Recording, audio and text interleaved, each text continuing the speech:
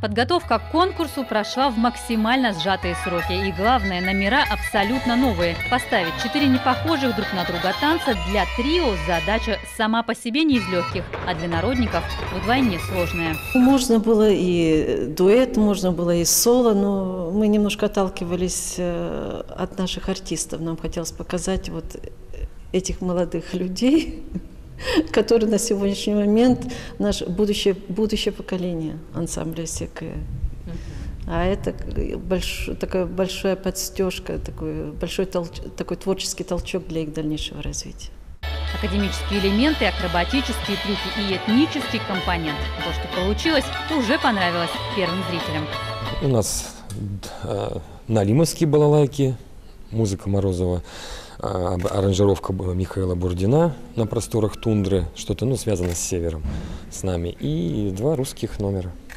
Вот. Шуточные, с драматургией, все как положено, все полагается. Надеюсь, что... Ну и, конечно, там жюри будет, председатель жюри, насколько я знаю, будет Юрий Григорович. Вот. И это, конечно, очень важно. В этом году в коллектив влились 3 молодых специалиста, выпускники колледжа искусств Йошкар-Олы. Их наш балетмейстер отбирал лично. Впрочем, каждый год новобранцев собирают по всей стране, потому что в Коми больше развито классическое направление обучения. Йошкар-Олинец Станислав Апаев не просто теперь занят в бурной деятельности коллектива, но и отныне будет представлять Коми на российском уровне.